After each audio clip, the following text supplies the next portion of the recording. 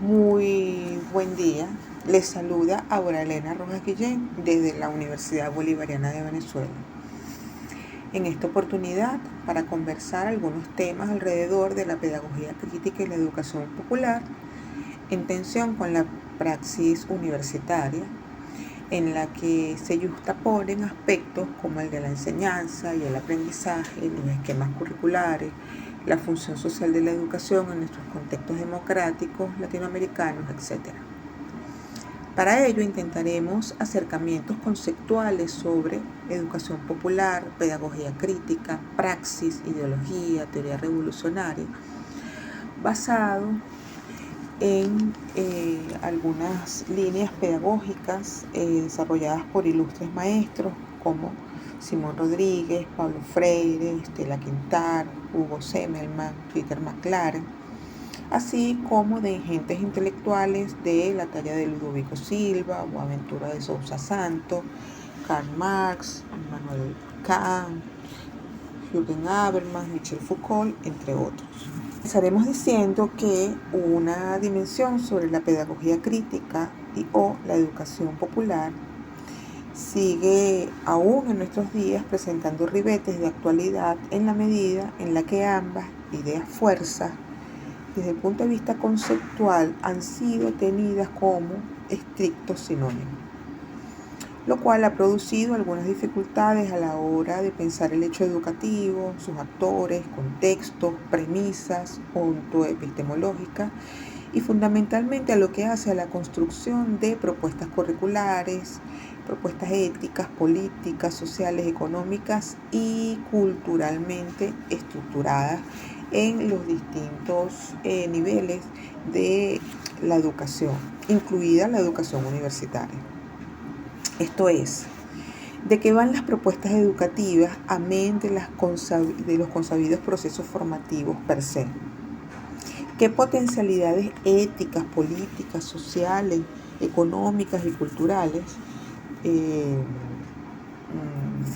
pueden ofrecer la currícula educativa en estados democráticos y proclives a la transformación de los sujetos y del todo social?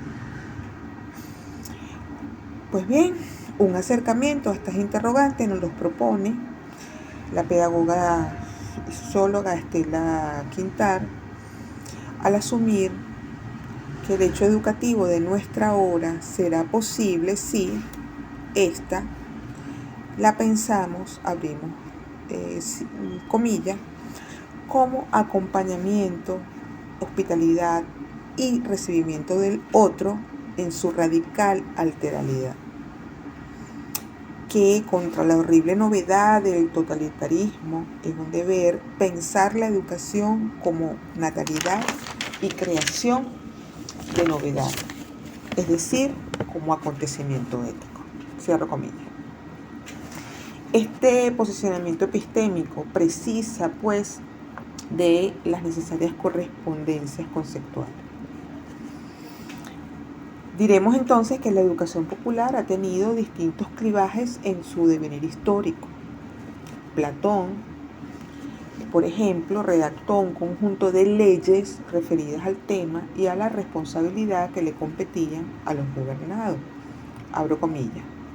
Desde el conjunto del estado platónico de las leyes, que al menos contemplado con los ojos del liberal del siglo XIX, nos parece tan alejado del espíritu moderno, encontramos toda una serie de postulados de extraordinaria modernidad, como son la escolaridad general obligatoria, el deporte de la equitación para la mujer, la construcción de escuelas y plazas públicas para la práctica de la gimnasia, la coeducación, que en la República de Platón estaba reservada para los guardianes, la rigurosa división del tiempo en las faenas del día, la fiscalización de maestros y la creación de una autoridad superior del Estado en materia de enseñanza con un ministro de Educación a la cabeza.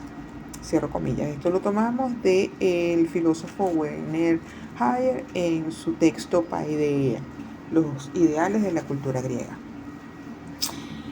Ya en nuestro siglo XIX, Simón Rodríguez entendía que educar no es lo mismo que instruir. De manera que, partiendo de este supuesto, la educación como acto político comprende al todo social, con preeminencia de quienes no pueden alcanzar estadios de formación en función de sus orígenes sociales, económicos o racializados, etc. Derivados estos a su vez de las condiciones estructurales en las que se conforman las naciones independientes y o democráticas. Esto es, la organización social con sus estructuras de clases, prejuicios y sistemas de valores impuestos y o implantados como modelo unívoco en lo que el papel de la educación se torna uno para la sujeción y la dominación. Y sobre todo pensando en estadios en donde, por ejemplo, en la América Latina, bajo el signo de la dictadura, buena parte de las currículas o de la currícula que nosotros conocemos incluso en algunas instituciones educativas, esa currícula se conformó justamente bajo la égida de la dictadura, por ejemplo. Pues bien, siguiendo la propuesta rodriguiana, la educación popular constituye una égida superior al simple acto de instruir, pues lleva de suyo el impacto social de su utilidad de cara al propio individuo, así como también para las repúblicas que se fueron acrisolando a lo largo del siglo XIX. De su texto, Luces y Virtudes Sociales, proyectó un concepto de educación popular que abarca la instrucción, como no, así como también la corporalidad, lo técnico y lo científico. Tal como lo vimos con Estela de Quintar en el principio sobre la educación que vimos al principio, es la educación en su ámbito popular una perenne invitación a la creación desde el conocimiento vernáculo y científico para consolidar naciones prudentes, fuertes, expertas y pensadoras. Acá entonces nos detenemos a pensar lo siguiente. ¿Son idénticos o idénticas las ideas fuerza, educación popular y pedagogía crítica? Bueno, el primer acercamiento lo tenemos en Paulo Freire, quien, como muchos pedagogos latinoamericanos y de otras latitudes, no solo tomarán premisas fundamentales de la educación popular planteadas por maestros como Rodríguez, Mariátegui, Martí, Sarmiento, Vasconcelos, Mistral o Sosa, sino también de las condiciones sociopolíticas y económicas de miles y miles de individuos expulsados del hecho educativo y marginados a los contornos de las repúblicas, estados o naciones. Y esto, digamos, como una crítica a la que todavía podemos asistir hoy si pensamos en las vastas regiones en América Latina, sobre todo en Centroamérica, que todavía sufre los estertores de una educación mercantilizada, o como sucede, por ejemplo, en la educación universitaria en países hegemónicos como los Estados Unidos, Inglaterra, y bueno, y algunas otras sociedades que con sus miles y millones de habitantes, como el caso de la India o Pakistán, no pueden ofrecer el acceso a la educación a todo lo que llamamos el todo social. De manera que esto es un asunto que no cesa a pesar de las propuestas políticas que se han venido acelerando tanto en nuestra región como en otras del planeta, ¿no? Y pensemos tampoco los casos, por ejemplo, de África, etc. Entonces, desde allí, desde estos, digamos, estas ideas fuerzas presentadas por los pedagogos que empezaron a desarrollar propuestas alternativas desde la educación popular, ¿verdad? Se empieza a forjar lo que se ha denominado pensamiento crítico, de la mano de filósofos, historiadores, sociólogos y de los propios pedagogos.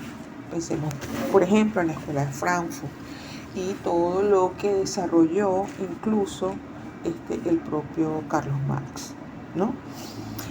Pues bien, estos entendían que la educación y su quehacer tenía y debía estar mediado por procesos de concientización crítica. Entender los conceptos clave se hace entonces de la mayor importancia para aprender a cabalidad el encuentro necesario entre una pedagogía de lo popular con la pedagogía crítica. El propio Freire anunció que la educación debía siempre tender a estadios de liberación y transformación social, tal como lo planteó en su momento para el caso, de los fundamentos políticos y económicos de su tiempo, Carlos Marx. Lo primero, como acto individual del ser humano, esto es la liberación. Y lo segundo, es decir, la transformación social como acto del todo social, de toda la sociedad, de algo que nos compete a todos, incluso a los propios individuos encargados de formar, es decir, los pedagogos. Estos procesos han dado cuenta de la naturalización en ingentes grupos sociales de los mecanismos de opresión activados fundamentalmente desde los proyectos educativos, que Freire caracterizó a la mayoría como educación bancaria.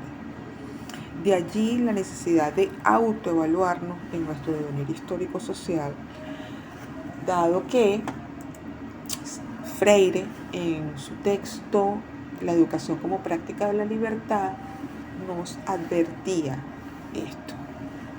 Abro comillas. Desgraciadamente vemos cada vez más al hombre simple, oprimido, disminuido y acomodado, convertido en espectador, dirigido por el poder de los mitos creados por fuerzas sociales poderosas y que volviéndose a él lo destrozan y aniquilan. Es el hombre trágicamente asustado, que teme a la convivencia auténtica y que duda de sus posibilidades. Al mismo tiempo se inclina a un gregarismo que implica, junto al miedo a la soledad, que se prolonga como miedo a la libertad, la yuxtaposición del individuo a quien le falta un vínculo crítico y amoroso que lo transformaría en una unidad operadora que sería la convivencia auténtica. De manera que, si nosotros pensamos en el concepto de pedagogía crítica, tendríamos que pensar justamente en estos estadios en los que se necesita a la educación desde la acción emancipadora, es decir, a procesos de enseñanza o aprendizaje transformativo. Y tal como lo señaló en algún momento Estela Quintar, ¿verdad?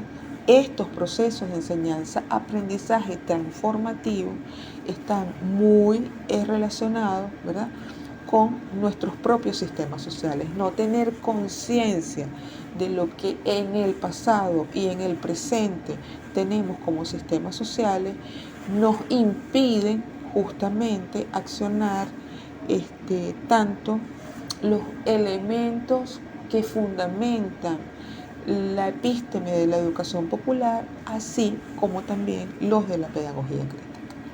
Con Estela Quintar vemos que los sistemas sociales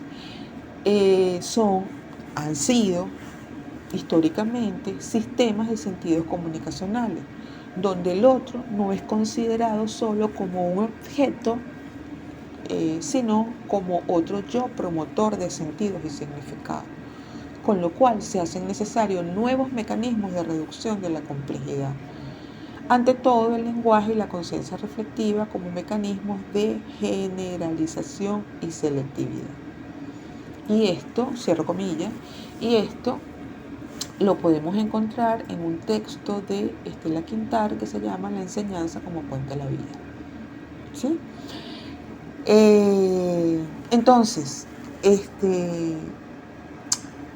estos sistemas sociales en los que muchas veces en nuestro quehacer pedagógico no tenemos la conciencia o perdemos un poco la conciencia por esos elementos totalizadores que están implícitos, por ejemplo, en los diseños curriculares, ¿verdad? Se hacen de la mayor importancia, tal como lo dice esta investigadora, desde los sentidos y los significantes. De allí que es necesario, se hace necesario desde la pedagogía crítica, ¿verdad?, la recuperación subjetiva de nuestros propios procesos históricos, la forma como hemos ido construyendo símbolos, sentidos y significados individuales y colectivos, ¿verdad?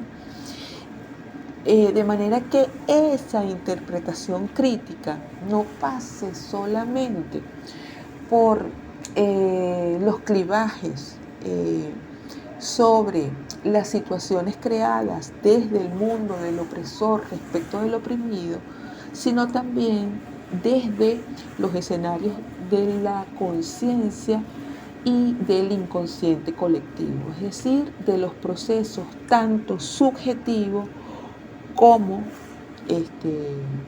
de lo social.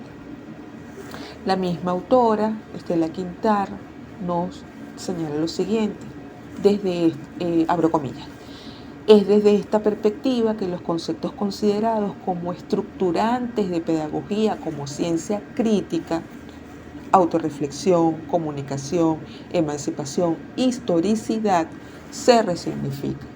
En tanto que solo la autorreflexión de lo que somos y de por qué somos lo que somos nos impulsará a comprender, a aprender y encontrarnos activamente en el presente y en la construcción propositiva de proyectos de vida individual y social, libertarios y democráticos. Cerramos comillas. De manera que si vamos a hablar de una pedagogía crítica, tenemos que hablar no solamente de los fundamentos que ya vimos con Rodríguez respecto al hecho o al acto educativo, sino también a esta autorreflexión, comunicación, emancipación, historicidad, ¿verdad? En donde estamos incluidos desde el punto de vista individual, también desde el punto de vista colectivo, desde el punto de vista subjetivo como también desde el punto de vista objetivo. Y a eso es lo que vamos a llamar pedagogía crítica. Con nuestros maestros del siglo XIX, los del siglo XX y lo que va corriendo desde el XXI, hemos podido aprender entonces que la educación no solo se trata de enseñar conocimiento, ¿verdad? No solamente se trata de actualización de conocimientos disciplinares, se trata justamente de la posibilidad transformadora en los seres humanos, a partir de sus organizaciones sociales, ¿verdad? A partir de su sentido, ¿verdad? A partir de la posibilidad de coordinación de los símbolos y los códigos que se han ido transmitiendo de generación en generación, ¿verdad? Y cuyos clivajes han permitido que estos sean naturalizados al mundo de una manera concreta, ¿verdad? De manera que la pedagogía crítica intenta desnaturalizar justamente lo que nos ha sido impuesto, ¿verdad?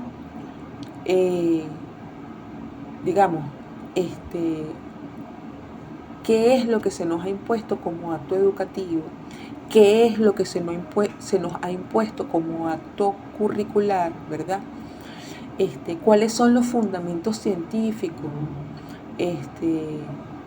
que imperan a la hora de relacionarnos con ese otro, con la alteridad, ¿verdad?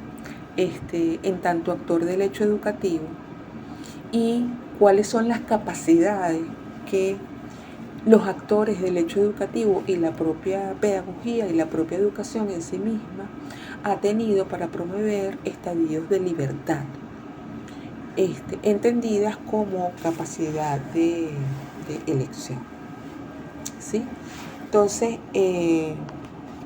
aquí se hace importante, ¿verdad?, pensar justamente el tema del pensamiento hegemónico, ¿verdad?, planteado para el mundo occidental y que, como sabemos, vino de la mano de los procesos de conquista y colonización cristiana, sobre todo, a través de lo que fueron estos procesos sociales, educativos, en manos de la evangelización y de una organización política y económica estamental, ¿verdad?, que se constituyó en autorreferencia de manera subjetiva y colectiva, instaurada en un imaginario social que se ha venido repitiendo, ¿verdad?,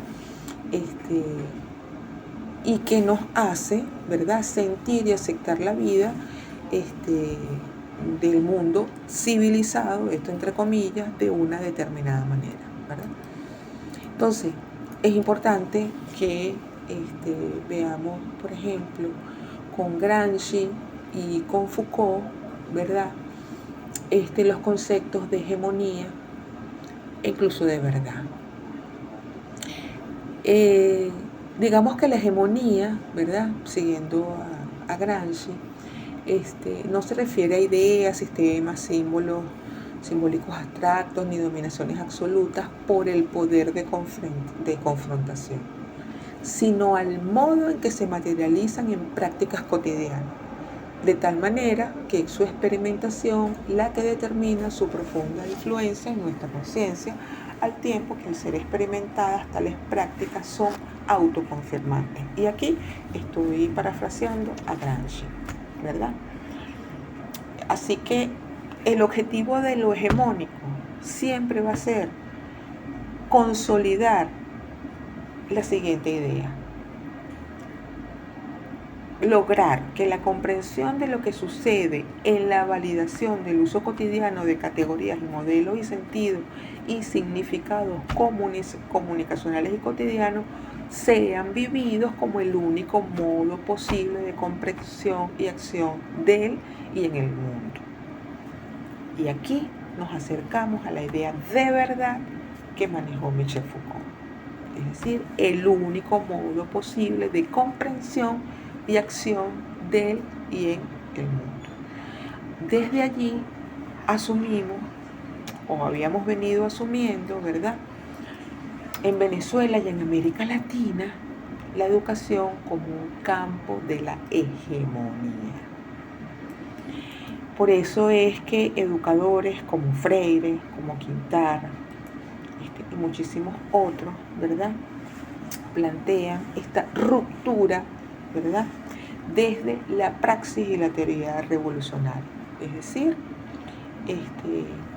como conceptos desde la pedagogía crítica, la praxis y la teoría revolucionaria, no en su perspectiva política, sino en clave marxista, nos coloca ante un proceso para la transformación de los tiempos y exigencias concretas. En palabras de Marx, se trataría de la dialéctica social de una época, de nuestra época, de nuestra hora, o incluso para hacer las evaluaciones críticas de épocas pasadas. Esta praxis o práctica revolucionaria tendría que ver primero con la coincidencia en la modificación, la coincidencia en el caso pedagógico de los actores del hecho educativo, ¿verdad?, y de quienes de alguna manera dirigen o conducen las currículas y los proyectos educativos. Tiene que ver esa coincidencia de la modificación de las circunstancias y de la actividad humana, porque lleva implícito un principio humanístico y material, es decir, la primacía de los hombres reales y actuantes sobre la historia y las circunstancias que lo modelan. Para retomar a Marx, ¿verdad?, que fue, digamos, el gran precursor de la teoría crítica, es el principio según el cual los hombres son los que hacen la historia y no al revés. Así como también conforman y hacen los modelos educativos, sean estos para la dominación, para la sujeción, sean estos justamente para aligerar la modificación de las circunstancias de la actividad humana. Por supuesto que las condiciones, sobre todo cuando vemos la entronización del pensamiento liberal burgués en su ejida capitalista, ¿verdad? Este estadio marcó epistemológicamente justamente el quehacer educativo y por supuesto excluyó las posibilidades devenidas desde la educación popular y lo que se venía desarrollando desde la pedagogía crítica, ¿verdad? Como posibilidad de proyectos o modelos educativos.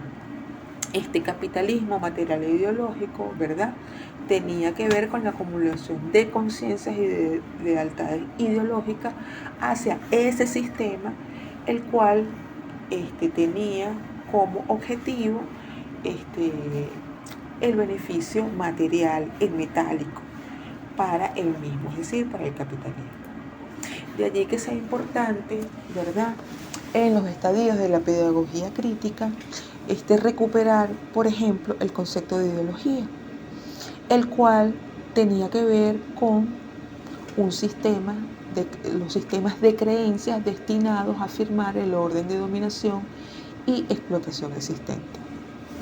Un filósofo muy importante venezolano que se llamó Ludovico Silva, estudioso justamente de la teoría de Marx, desarrollada por Marx, ¿verdad?, para no decirle marxista, nos advertía que este concepto de ideología, ¿verdad?, tiene de suyo aprehensiones diversas, ¿verdad?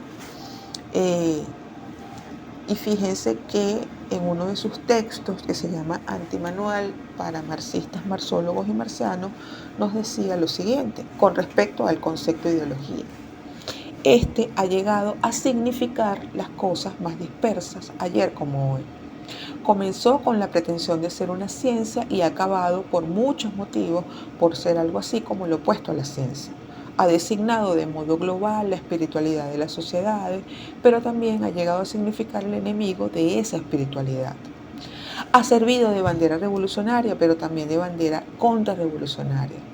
Ha sido concepto integrante de una ciencia social, pero también ha sido desprendido de esta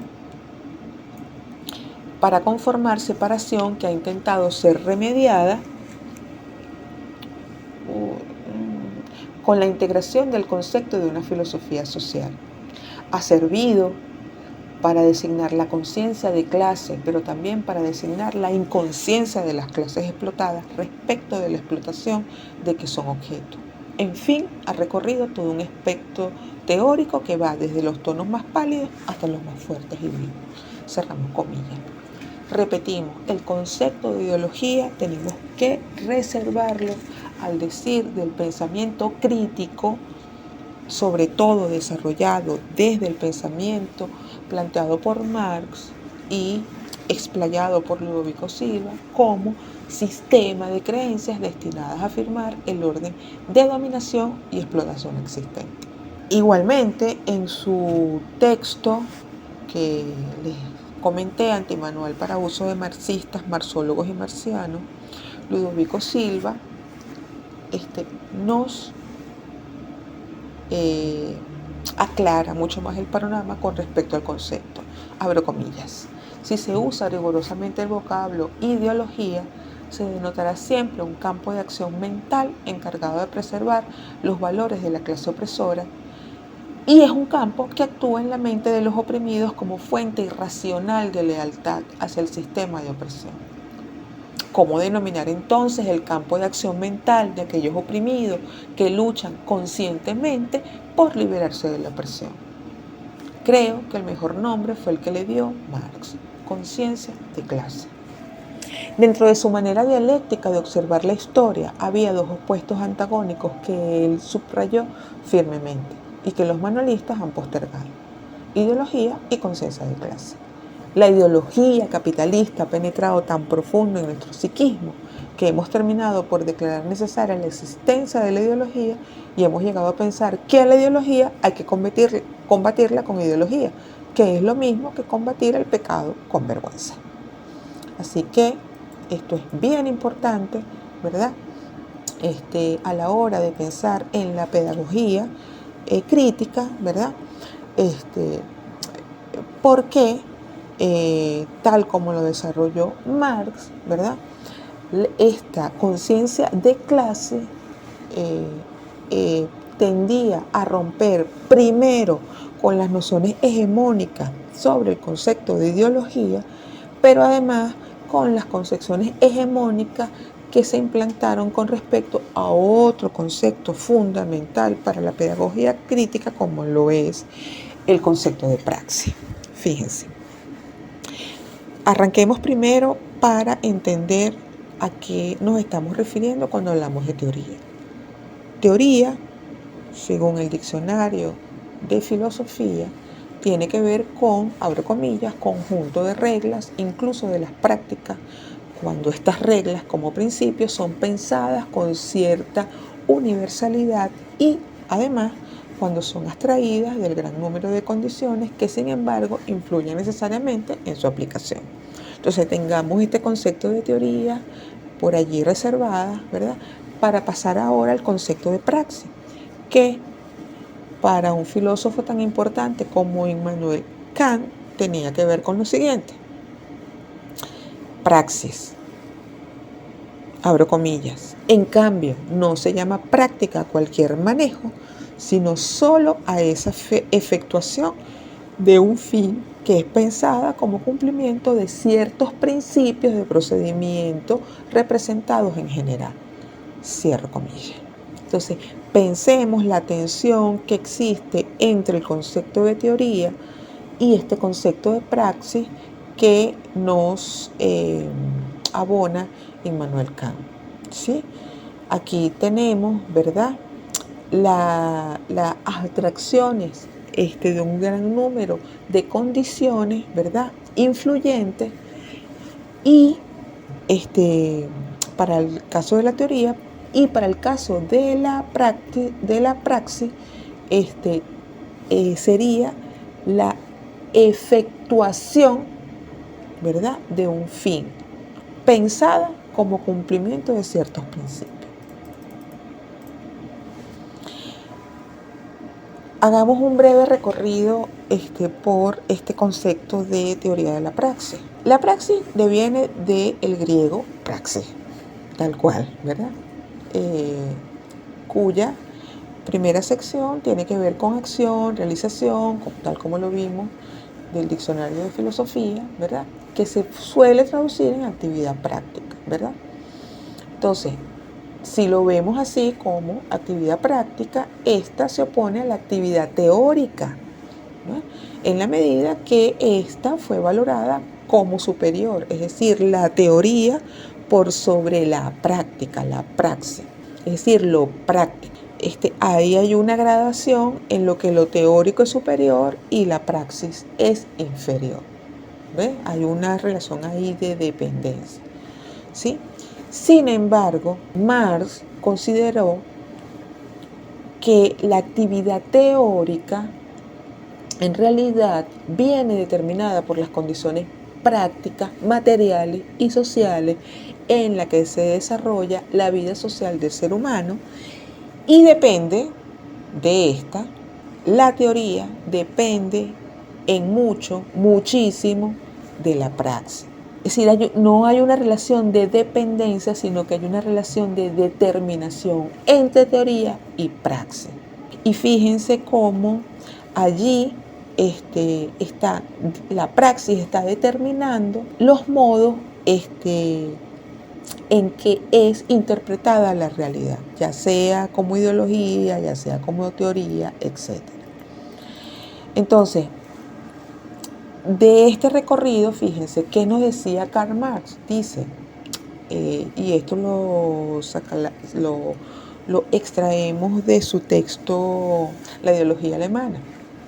Abro comillas, no cabe duda de que la emancipación política representa un gran progreso y aunque no sea la forma última de la emancipación humana en general, sí es la forma última de la emancipación humana dentro del orden del mundo actual.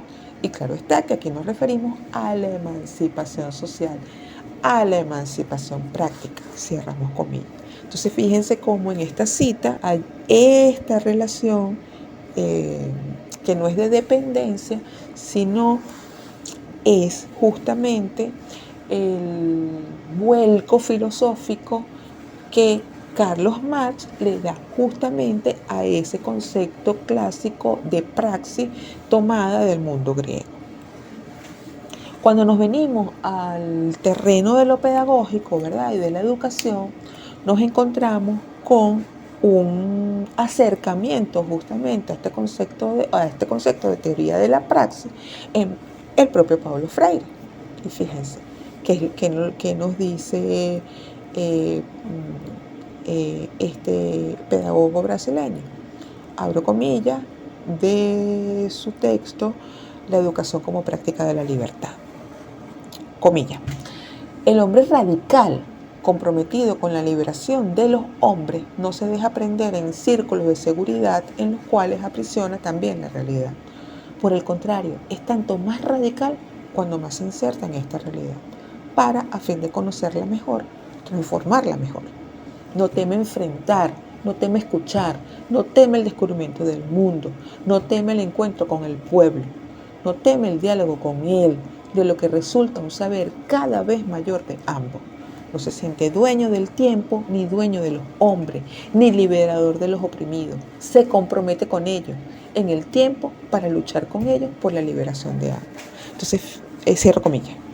Fíjense cómo aquí la praxis tiene que ver con el posicionamiento que toma el hombre radical ante el hecho educativo como hecho educativo y como hecho pedagógico. Entonces, fíjense, todo este recorrido, digamos, de estos tres conceptos nos llevan otra vez al principio, un poco para resumir, ¿sí? El encuentro necesario entre la educación popular y la pedagogía crítica. Si tomamos de nuevo las enseñas con Simón Rodríguez, entre otros, veremos que cuando hablamos de educación popular estamos hablando de educación general, del todo social. Vemos una contraposición, ¿verdad? No es una negación de la negación, pero vemos que instruir no es lo mismo que educar. Aunque la educación incluya la instrucción, la educación, como vimos, implica toda una serie de estructuras sociales, culturales, económicas, políticas e históricas para la consolidación de individuos y también de naciones libres, independientes, etc. Entonces, en Rodríguez, por ejemplo, al hablar de educación popular, entendía la necesidad de revisar la tradición en la ciencia y en las costumbres, justamente por lo que habíamos visto antes con la doctora Quintal con respecto a las costumbres hegemónicas, sobre todo en el campo de la pedagogía. Y también, bueno, otro elemento importante tiene que ver con la sociabilidad como fundamento de la ciudadanía, que tiene que ver con los estadios de la alteridad del encuentro con el otro, ¿sí? Sobre todo al momento de que vamos a armar, por ejemplo, las propuestas curriculares, ¿sí? Las propuestas evaluativas, las propuestas de proyectos educativos, sean desde la educación inicial hasta la universitaria. Y por eso, en Rodríguez, la escuela era fundamentalmente social. ¿Qué nos dice Pablo Freire? en este proceso de encuentro entre la educación popular y la pedagogía crítica. Lo primero tenía que ver con la praxis pedagógica, referida a la reflexión crítica de la práctica, pues enseñar no consiste en transferir conocimiento, sino crear las posibilidades para producir o construir conocimiento. En realidad no se puede enseñar sin aprender al mismo tiempo. Y como dijimos cuando hablábamos del concepto de la praxis, en Freire implica cómo desde el contexto teórico tomamos distancias de nuestra práctica y nos hacemos epistemológicamente curiosos para entonces aprenderla en su razón de ser. Es revelando lo que hacemos de tal o cual forma, cómo nos corregimos y nos perfeccionamos a la luz del conocimiento que hoy nos ofrece la ciencia y la filosofía. Quien juzgo lo que hago es mi práctica, pero mi práctica teóricamente iluminada. Este es Pablo Freire. La pedagogía crítica intenta propiciar escenarios educativos para el desarrollo de la conciencia crítica en aras de la transformación social de los individuos y de la sociedad.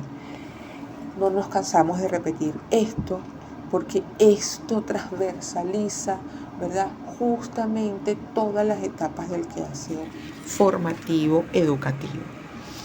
De allí la importancia de la investigación, que siempre tiene que tender a ser contrahegemónica, que siempre debe tender a tener en cuenta la praxis educativa concreta y la formación radical integral.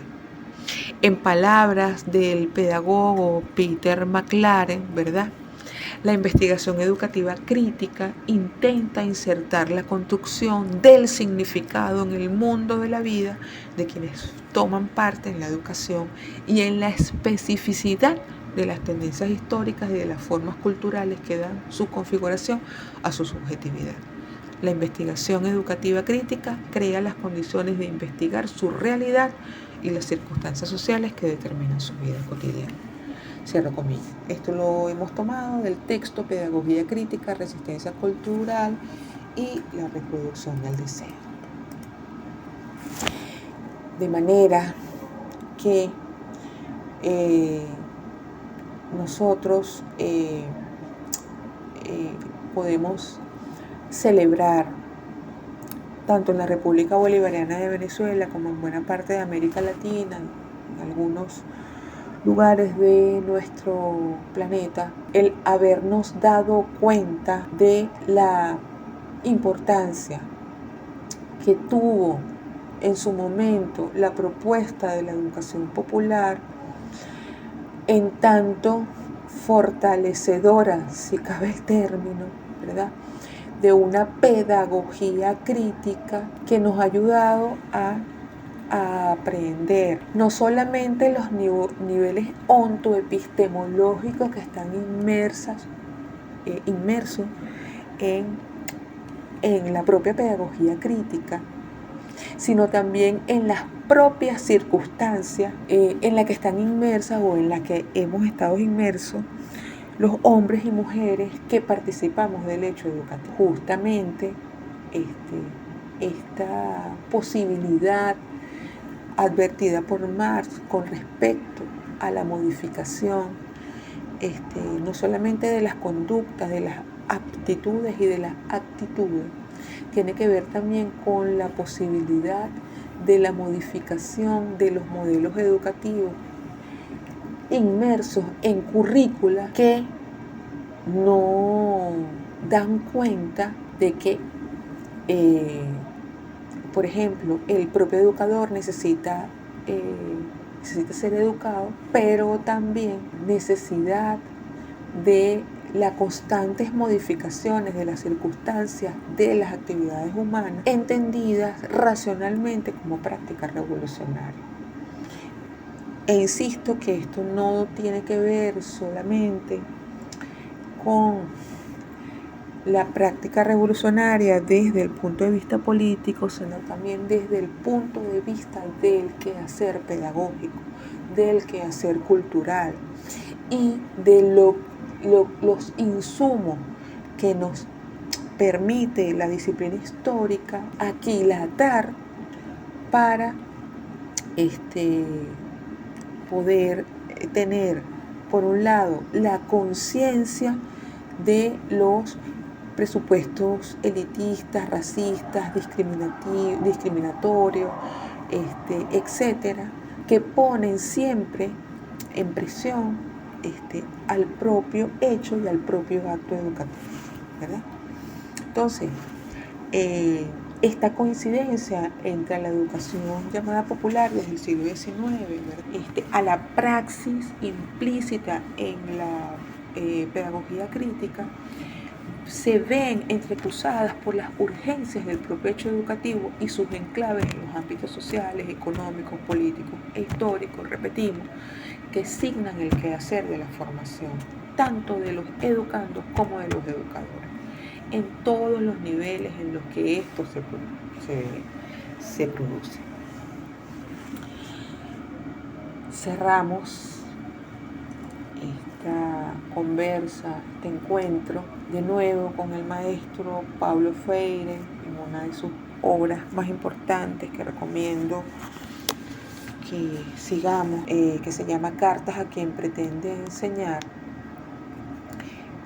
con respecto a la pedagogía crítica y a la necesidad de activar procesos de conciencia revolucionaria educativa, pensando en las propias formas en las que nosotros estamos construyendo, deconstruyendo, yuxtaponiendo, implantando o impulsando nuestras currículas educativas en todos los niveles, sobre todo a lo que hace a la praxis universitaria.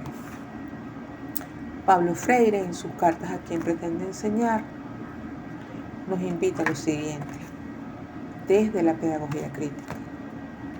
Es que poner en práctica un tipo de educación que provoca críticamente la conciencia del educando, necesariamente trabajamos contra algunos mitos que nos deforman. Al cuestionar esos mitos, también enfrentamos al poder dominante, puesto que ellos son expresiones de ese poder, de su ideología.